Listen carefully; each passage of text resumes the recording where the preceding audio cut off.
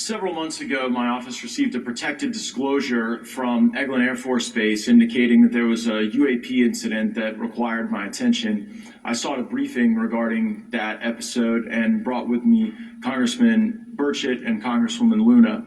We asked to see any of the evidence that had been taken by flight crew in this endeavor and to observe any radar signature as well as to meet with the flight crew. We were not afforded access to all of the flight crew. And initially, we were not afforded access to images and to radar. Thereafter, we had a bit of a discussion about how authorities flow in the United States of America, and we did see the image. And we did meet with one member of the flight crew who took the image. The image was of something that I am not able to attach to any human capability, either from the United States or from any of our adversaries. And I'm somewhat informed on the matter, having served on the Armed Services Committee for 7 years, having served on the committee that oversees DARPA and advanced technologies for several years.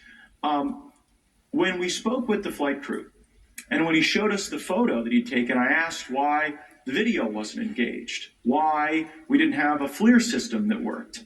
Here's what he said. They were out on a test mission that day over the Gulf of Mexico.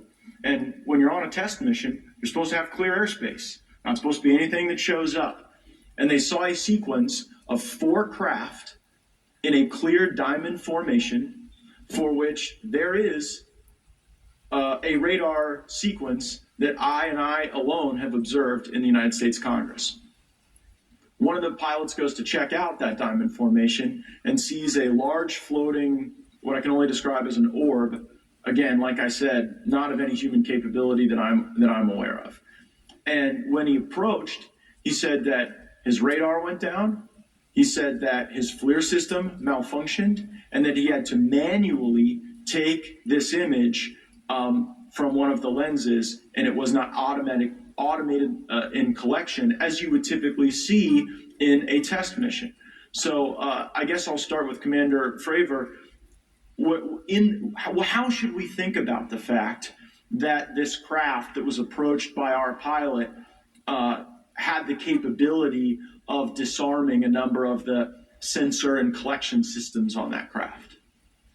Well, I think this goes to that national security side. You can go back through history of things showing up in certain areas and disabling our capabilities, which is disheartening.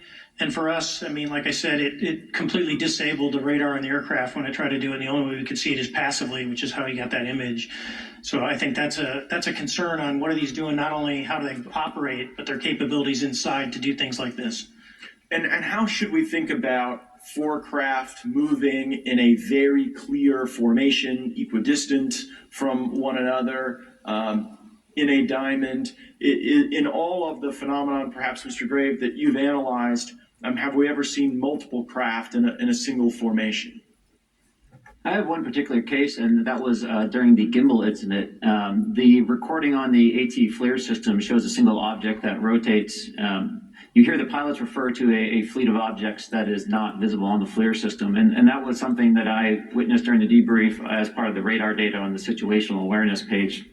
I would like to add, however, Congressman, there's a small bit of anger, I would say. I would feel that those pilots are still facing that difficulty in reporting this topic, and they don't have the tools to be able to mitigate this issue. It just goes to show how serious this is and why this is such an important issue for our pilots and for our nation. It was stated explicitly to me by these test pilots that if you have a UAP experience, the best thing you can do for your career is forget it and not tell anyone. Because any type of reporting, either above the surface or below the surface, does have a perceived consequence to these people. And that is a culture we must change if we want to get to the truth. Mr. Chairman, I would observe that perhaps as we move forward from this hearing, there are some obvious next steps.